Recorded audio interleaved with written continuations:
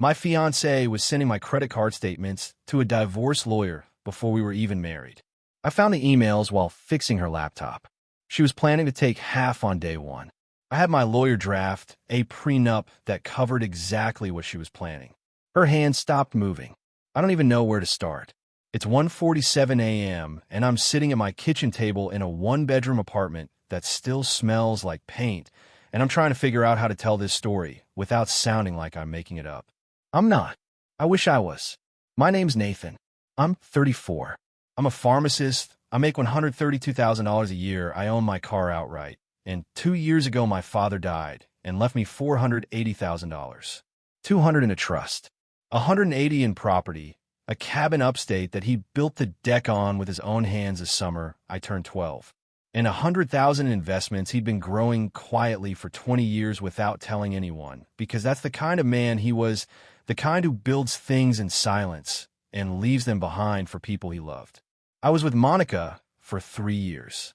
She's 29, event planner, made about $46,000 when she was working, which I'll get to. We got engaged 11 months before everything collapsed. She moved in with me 8 months before the wedding that never happened. Rent on my place was $2,100. I paid all of it. Utilities ran $190 to $260, depending on the season. I paid all that, too. She covered groceries, which averaged maybe $420 a month, and she'd bring it up every time like she was funding a relief operation. So in real math, I was carrying roughly 82% of our shared life, and she was carrying the other 18% while posting Instagram stories about building our future together. I never said a word about it. I thought that's what partners do. I need to stop for a second because I can feel myself writing this like it's a report, and it's not a report.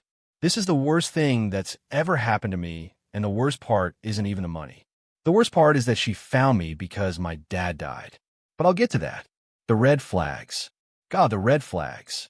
I'm going to list them because I need to see them written down in one place, so I stopped doubting myself at 2 a.m. She started asking about the inheritance within 3 weeks of my father's funeral. Not directly. She was careful. Do you have a good financial advisor for your dad's money? Have you thought about what you want to do with the cabin? It might be smart to consolidate everything into one account so it's easier to manage. I thought she was being supportive. I thought this was what it looked like when someone loved you through grief. She'd sit with me while I cried about my dad and then gently, so gently, redirect the conversation toward the trust fund, like grief counseling with a financial planning brochure tucked underneath. She pushed for a joint bank account so we can plan our future. I moved $40,000 from the trust into the joint account over 6 months because she said it felt like I was keeping secrets by having money she couldn't see. That was the word she used. Secrets. Like a dead man's trust fund was something I was hiding from her instead of something I was protecting because it was all I had left of him. She started calling the cabin our cabin. She hired her cousin Luis, who she said was a licensed contractor, to do renovations. New kitchen, updated bathroom, deck repair. The quotes came in at $23,000. I paid it. She managed the project. She picked the finishes. She started talking about hosting Thanksgiving there as a family tradition, and I remember sitting on that deck thinking my dad would have liked her, and now I can't think about that moment without feeling sick. She befriended my mother, visited her independently, brought her homemade banana bread, sat in her kitchen, and asked about family finances under the guise of caring.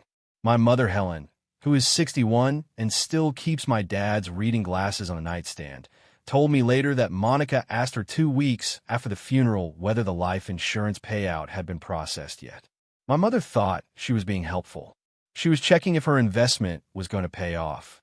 And this is the one that I found out about after, and it still makes my hands shake. Monica had been visiting my mother regularly, and during those visits, gently suggesting that a good daughter-in-law should be included in family planning. My mother, who owns her house worth about $320,000 and has $85,000 in savings, had started the process of updating her will to include Monica as a beneficiary. She was 2 signatures away from giving a con artist her home. I found out everything on a Wednesday. Monica's laptop was running slow. She asked me to look at it. I cleared the cache, ran a malware scan, checked the startup programs. While I was closing background tabs, I saw an email thread that was still open. The sender was Patricia Weber, attorney at law, family, and civil practice. I want to tell you, I read one email and called a lawyer. That's not what happened. What happened is I sat on our bed with her laptop on my knees, and I read 14 months of correspondence between my fiancé and a divorce attorney. And somewhere around email number 30, I stopped being a person who was engaged and started being a person who was evidence. Patricia Weber had been retained 3 months before Monica started recording the inheritance questions.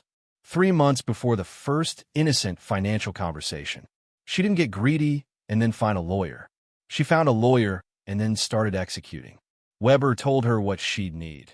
Commingling evidence, joint account activity, proof she contributed to property improvements, lifestyle documentation, establishing marital standard of living. Monica left that meeting with a checklist and came home and started checking boxes while I was still crying about my father. The divorce strategy was specific.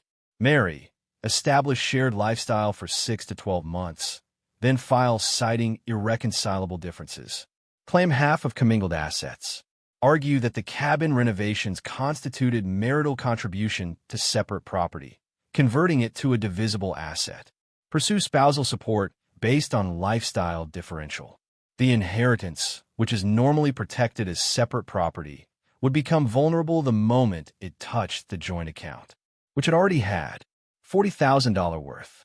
I read every email. I read the attachments. My credit card statements, which she'd been forwarding monthly. Photos of my pay stubs she'd taken off my desk. Screenshots of my brokerage account she'd accessed while I was in the shower. A spreadsheet tracking my spending patterns, my saving patterns, my investment growth. She had more documentation on my finances than I did. And then I found the renovation invoices. The $23,000 in cabin work. I cross-referenced the material costs with actual supplier prices because that's what you do when you're a pharmacist who counts milligrams for a living. The real material cost was about $9,800. The remaining $13,200 have been siphoned through Venmo transfers between Monica and Luis, disguised as personal loans. Her cousin wasn't just overcharging. They'd created a shell company, registered 2 months before the renovation started, no other clients, no insurance, no employees. A paper entity that existed for the sole purpose of inflating invoices on a dead man's cabin. And the cabin itself. She'd ordered a secret appraisal. The renovations she lovingly chose weren't based on what would make the cabin feel like home. They were strategic upgrades calculated to maximize the property's value for the least cost. She had a spreadsheet. Kitchen renovation, $8,200 cost, $22,000 estimated value increase.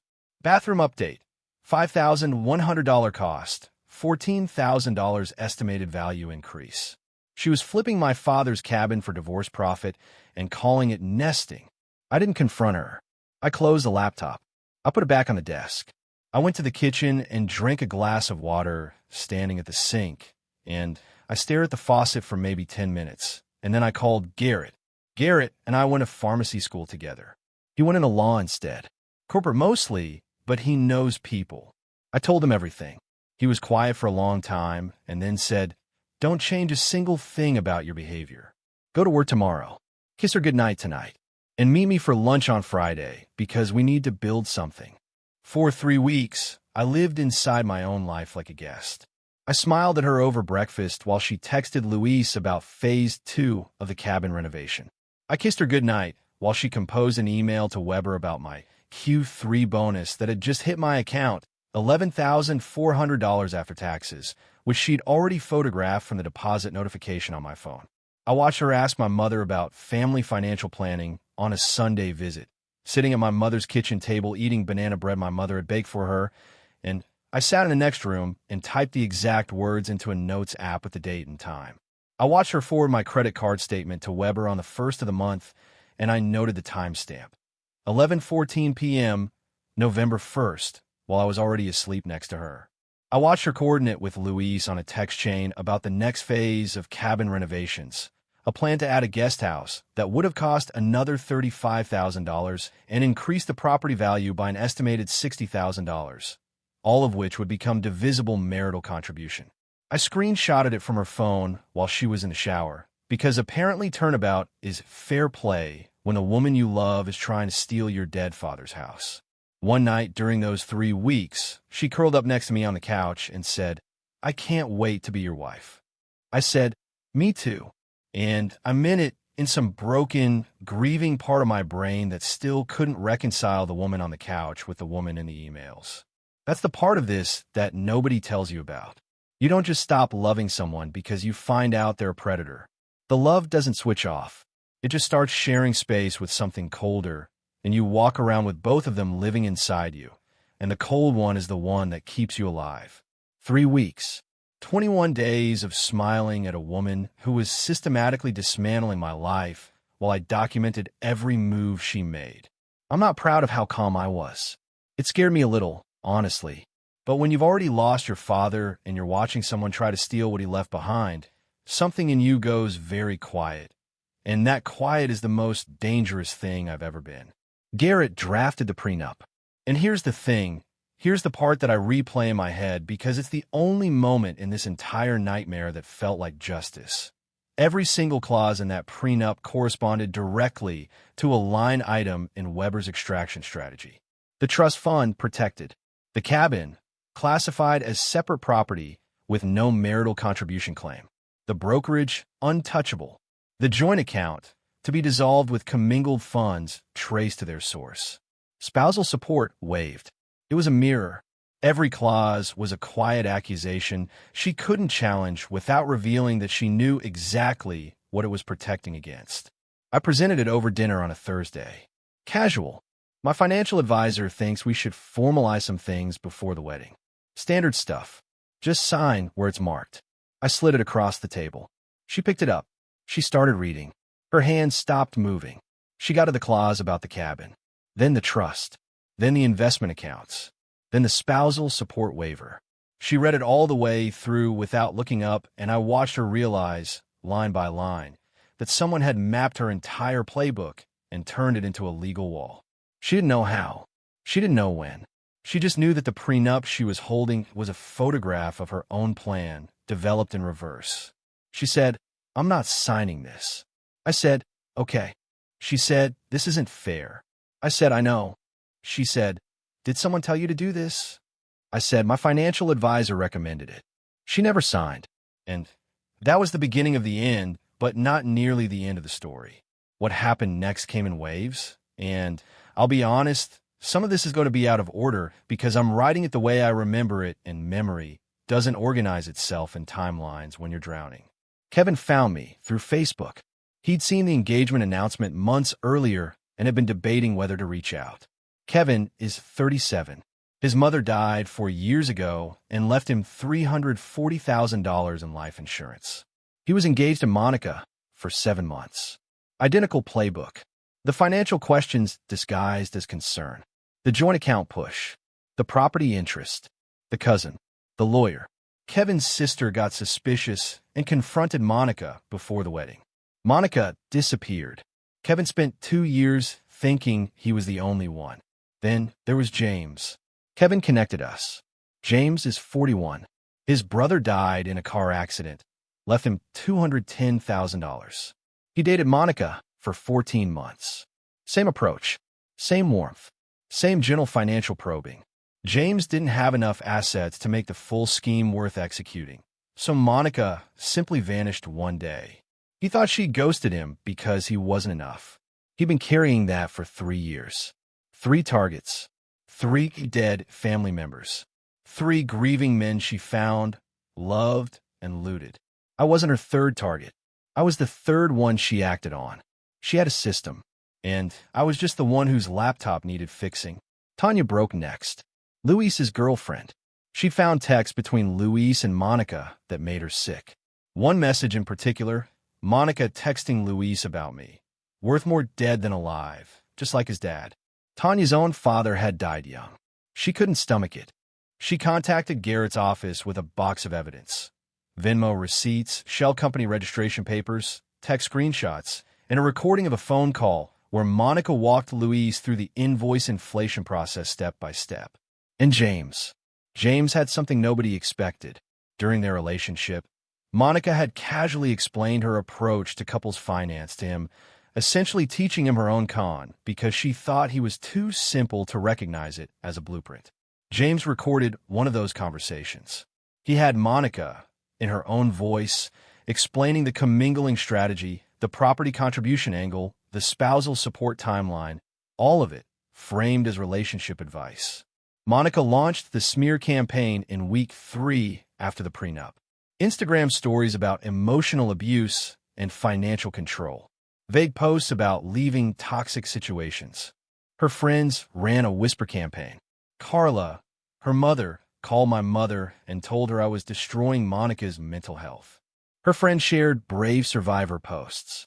She rewrote reality in real time and recruited an audience to believe it. Then she called a family meeting. A restaurant downtown, private dining room. Her parents, Don and Carla, my mother, Helen, from mutual friends she'd recruited to her side over the previous weeks, and Monica herself looking composed, controlled, ready. This was supposed to be an intervention. She'd rehearsed it. The friends had talking points. Carla had a speech about what kind of man abandons a woman over paperwork. The whole room was set up to pressure me into dropping the prenup, apologizing, and getting back in line. I walked in with Garrett. He was carrying a leather folder. The room went tense immediately. Monica hadn't expected a lawyer. She looked at Carla. Carla looked at Don. Don looked at the table. Garrett didn't give a speech. He set the folder on the table, opened it, and started placing documents side by side. The Weber emails, printed in chronological order. The credit card statement forwards with dates and recipient addresses. The commingling strategy document, where Weber outlined how to convert my inheritance into marital property. The shell company registration for Luis's fake construction business. The Venmo transfer receipts totaling $13,200 in siphon renovation money. The secret cabin appraisal Monica had ordered to calculate divorce profit from my father's property. Kevin's written testimony describing an identical scheme 3 years earlier. James's recording transcription where Monica explained her own con as smart couples financial planning. Tanya's evidence package, including the text where Monica said I was worth more dead than alive, just like his dad. And finally, the document my mother had given Garrett that morning. The will revision she'd almost signed, adding Monica as beneficiary to her house and savings. Garrett went through each piece without raising his voice. He didn't editorialize. He didn't perform. He just laid the paper down and let it talk. The room didn't explode.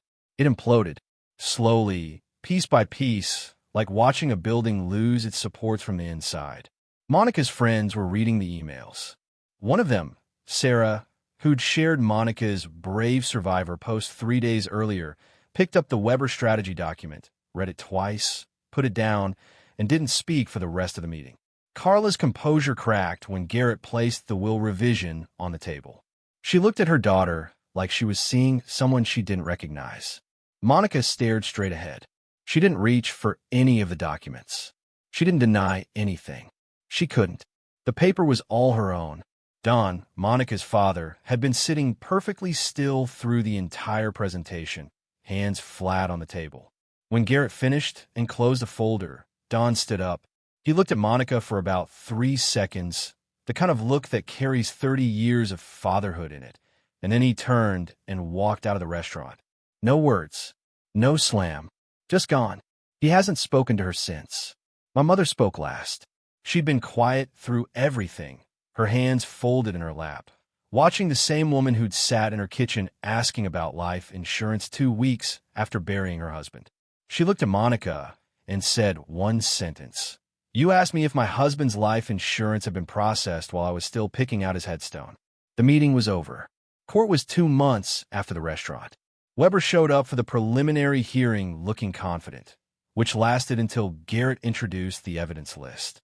He read it out loud, every item, and I watched Weber's face change like someone watching weather coming from across a field. She requested a sidebar with Judge Brennan. They spoke for 4 minutes. When Weber came back, she told the court she was withdrawing representation. She gathered her files while she said it. Monica grabbed her arm. What are you doing? Weber didn't look at her. She removed Monica's hand, picked up her briefcase, and walked out of the courtroom. The door closed behind her with a soft click that sounded like a lock turning. Monica sat alone at the defendant's table. No lawyer, no co-counsel, no one in the gallery on her side. Carla was there, but she was sitting 3 rows back, and she wasn't making eye contact. Over the following weeks, Monica contacted 7 different attorneys. I know this because Garrett's network tracked the inquiries. Every single one declined representation. The prenup was airtight. The fraud evidence was documented by the perpetrators themselves. The serial predator pattern across 3 victims made her toxic. One attorney, the 7th, told her directly, "Ms. Reyes, you have no viable case and significant criminal exposure across multiple jurisdictions. I strongly recommend you focus on your defense, not your offense. I can't help you with either." She showed up to the next hearing representing herself. She brought a folder of printed emails she thought supported her side, mostly messages where she discussed household contributions with me, tried to establish she'd been a financial partner. Judge Brennan reviewed them. Then he reviewed Garrett's evidence binder. Then he looked at Monica and asked if she had anything else to present. She said no. He ruled against her on every count. Luis cooperated. His lawyer told him the math. Cooperate fully, reduce charges. Fight it full weight. He handed over everything. Texts where Monica directed invoice inflation, the shell company paperwork, the Venmo split arrangement, and the piece that sealed it, a voice memo where Monica, explaining the process to a nervous Luis, casually said, "This is how it worked with Kevin too, relax." She referenced a previous target by name on a recording her own cousin kept as insurance. Because here's the thing about Luis. He was already building his own escape file. Tanya told us later, but Garrett's forensic team confirmed it. Luis had been consulting his own lawyer for months about protecting himself if this goes bad. He'd been collecting evidence against Monica since before the investigation started. Even her own partner in crime knew she was dangerous enough to prepare an exit strategy. When the moment came, he didn't hesitate. He'd been ready to flip since before I ever opened that laptop. My mother found a will draft she'd almost signed, the one adding Monica as beneficiary for the house and savings. She called me and said one sentence that I'll hear for the rest of my life. "She almost got your father's cabin and my house in the same year." I listened to her shred the document over the phone. She called her attorney the next day and added a clause to her will specifically excluding any current or former romantic partner of mine from ever being named. I can't blame her. Then she testified. My mother, Helen, who makes banana bread for neighbors and cries during commercials and still keeps my dad's reading glasses on the nightstand like he might come home and need them, sat in a courtroom in a blue cardigan she ironed that morning and calmly explained how Monica had asked about the life insurance payout 2 weeks after the funeral. How Monica had suggested selling the cabin to cover wedding costs that didn't exist. How Monica had visited her independently, brought baked goods, sat at her kitchen table, and slowly, over months, guided her toward revising her will to include a woman who was planning to divorce her son before the wedding invitations were even printed. The courtroom was quiet in a way that felt physical, like the air had been pressed out of the room. Judge Brennan asked Monica if she'd like to respond.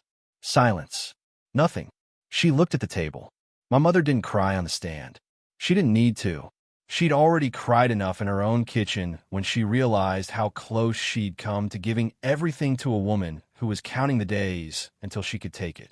The facts were enough.